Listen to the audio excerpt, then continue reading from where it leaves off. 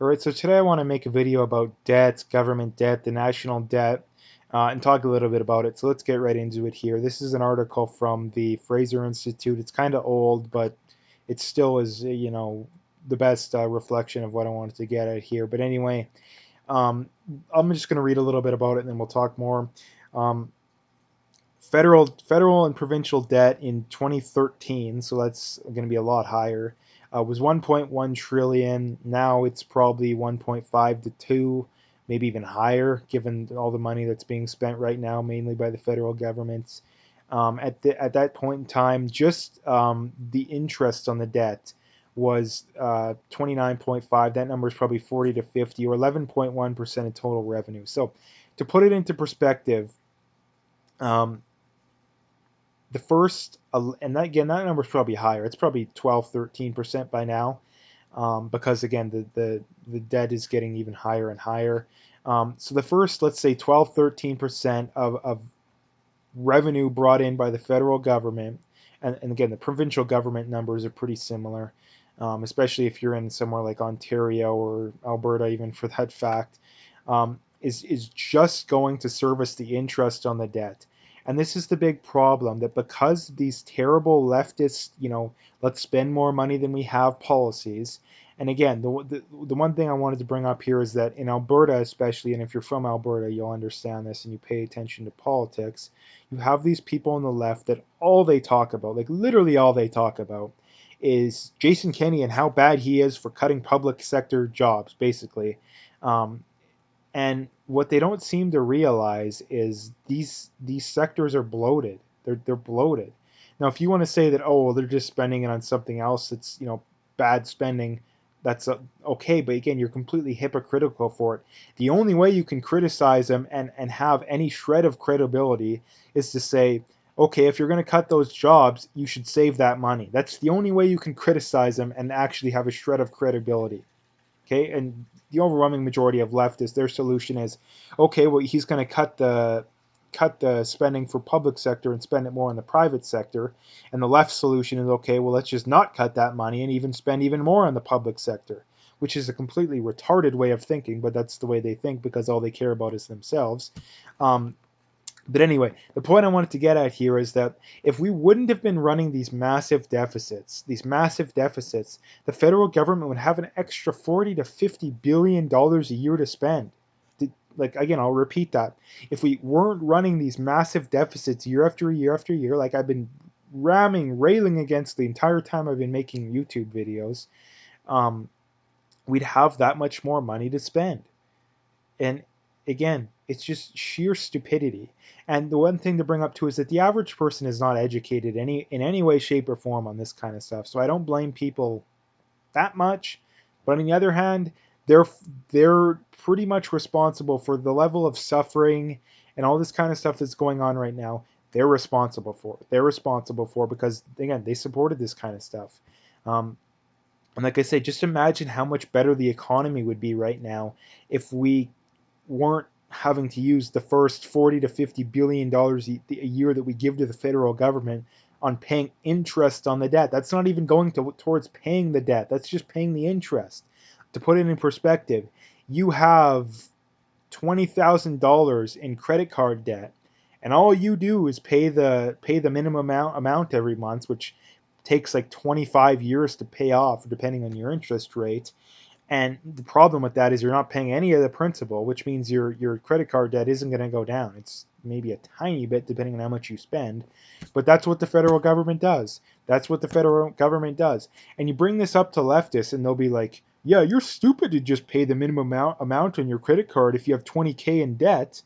But the federal government is perfectly fine. The provincial government, it's a good thing that they do that. Like that's literally what they're arguing. Like that's just how terrible of an argument they have.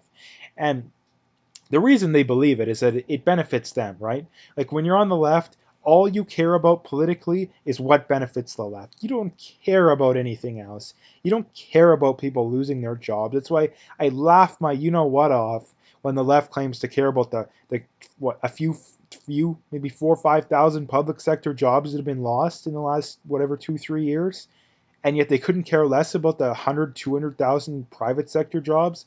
Again, they only care about it when it's them. If they would just be honest with that, we could have a much better conversation, and we would be much more likely to find common ground. But again, getting back to the main point here, um, if we want to succeed as a society, we have to recognize this. Now, the problem with the debt is that it's impossible to pay it off. It's impossible to pay it off.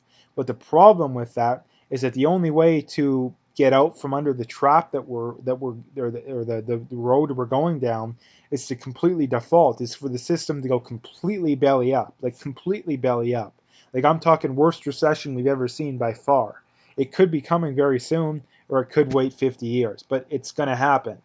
And the thing we need to recognize is that we can't keep doing this over and over again. Like governments have been doing this for over 1,000 years. It's this boom bust cycle. Again, recessions are almost exclusively caused by this. Almost exclusively caused by this, because what the government does is, okay, the economy will be going good. The economy will be going good. Okay, we'll have a slight recession. The government prints a massive amount of money to get out of the recession, which it works in the short term, but it won't work in the long term. Again, the economy is going good, and the economy is going all right, largely because the government's printing massive amounts of money. And again, they're printing a lot more money than there's demand for. If there's demand for more money, okay, well, increase the supply a little bit. But if there's not demand, which there almost never is, don't increase it. But again, they keep doing it. They keep doing it. What happens is, okay, they're growing this massive bubble because the amount of money in circulation is a lot more than the demand, again, which is just a basic economic concept that when you keep doing that, it's not going to work out in the long run. You know, we have a recession like in 08, okay, there's a recession. Um, things get bad. What does the government do to get out of the recession? Not let the free market take care of it and not run massive deficits. What do? They jump in like governments love to do. They create massive amounts of debt. Again, they just print. Their solution to it is always just print more money. That's the solution to everything. You're in a recession, print money. You're not in a recession, print money. And what does it do? It just makes the problem worse and worse and worse. And like I said, the main thing I wanted to point out here is that for all these people complaining, well, there isn't enough money to fund my free healthcare and to fund my public schools and all this kind of stuff. Well, again, if you wanted this kind of stuff, why weren't you talking about spending within our means? Because if we would have been spending within our means this whole time, we could easily afforded that. We could have easily afforded that.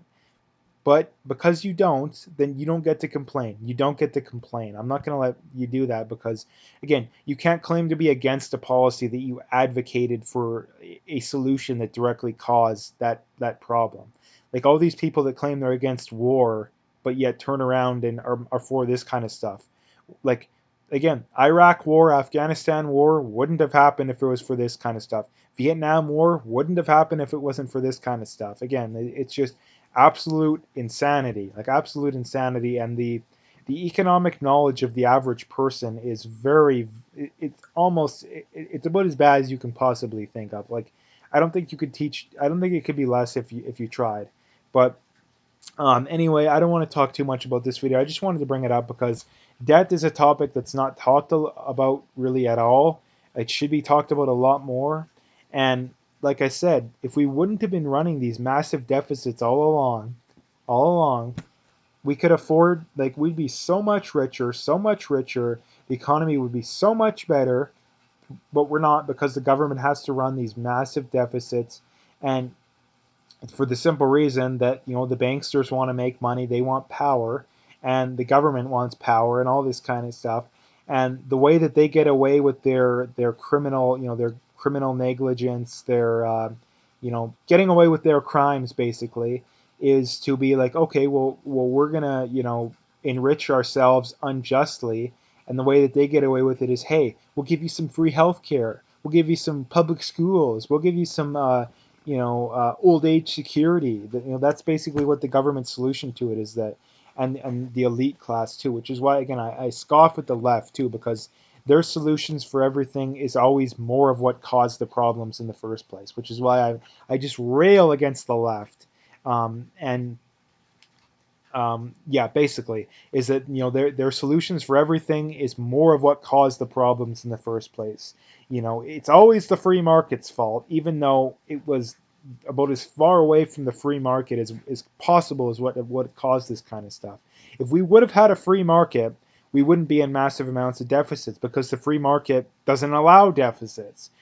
This kind of stuff is a problem because of central planning, because of BS government regulations, all this kind of stuff. So again, I wanted to just point all that kind of stuff out because again, the average person is so ignorant when it comes to these kind of topics. It's unspeakable to talk about. But anyway, I'm going to leave it there. If you like the video, make sure to hit that like and subscribe. Check out my PayPal. I got a link in the description. I do also have an email address, free transfer.